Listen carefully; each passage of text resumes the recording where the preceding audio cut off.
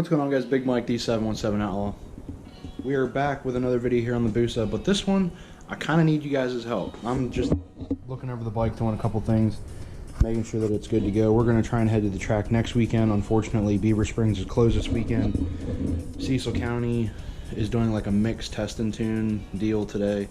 I tried to do that last time, and the bike, I got like 2 runs out of the whole day, so I'm not wasting my time to go down there. I'd rather wait for a full test and tune day to make sure everything's running right. But anyway, what we're going to talk about is the winter build for the Busa. No matter what happens this season, this bike is going to be getting built. Now, the issue, or what I want you guys' help with, is what direction to go. So we're looking at big bore all motor, which will take the bike from a 1340 to possibly we can do a 1520 stroker kit. We can do a 1440 stroker. We could do, the other option we have is nitrous, which will be a mild build, maybe do a little bit of head work and maybe some pistons and fueling, and then we'll run nitrous. And then the other option is turbo. Turbo, however, these bikes can take some decent power stock, but we're going to look at doing probably some mild work, maybe turbo pistons and maybe some valve train work, just to make sure that she can take some power.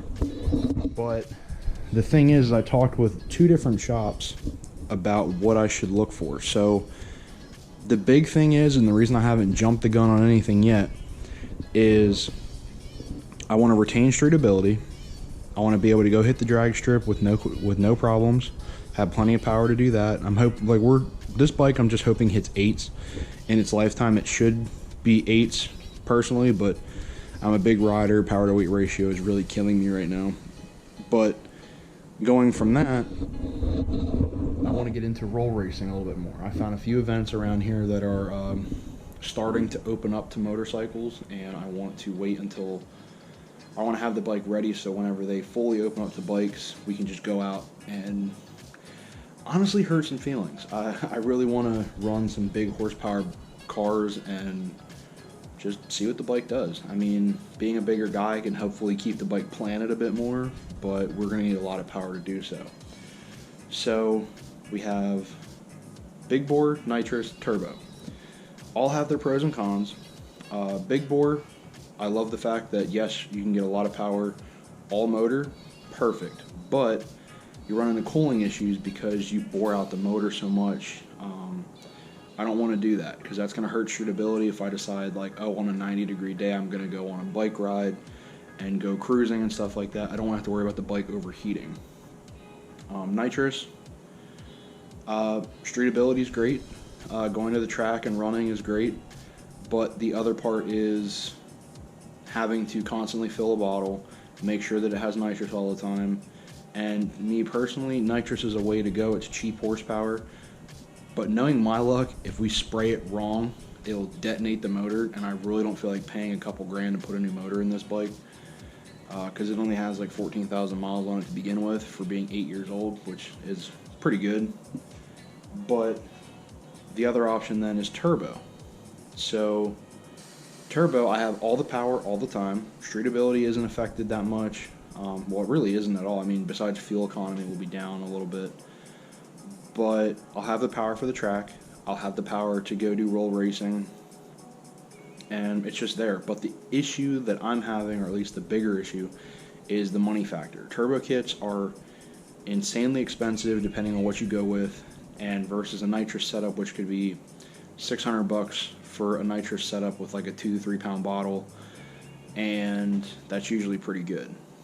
Turbo kits are starting anywhere from $2,000 and going up to, I've seen kits for almost 20 grand for these bikes. But it's all in trying to find the best bang for your buck power, to have power there all the time and be extremely consistent. Consistency is the key. I don't want to sacrifice the consistency of power just to gain a few horses. I mean, if I do all motor and say if it's having heat soak issues and power significantly drops off, I don't want to have to worry about that. I'd rather have power all the time and only maybe lose a few horsepower here and there just because, say, it does get warm. I don't want to sacrifice it severely with anything else.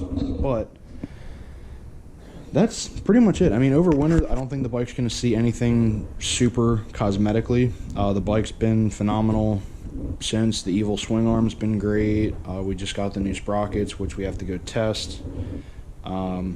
Speed needs front strap kit. I might actually think maybe about putting a drag shock on it, because we've done a fair bit of tuning on the stock shock with compression and rebound ratios and rates and things like that.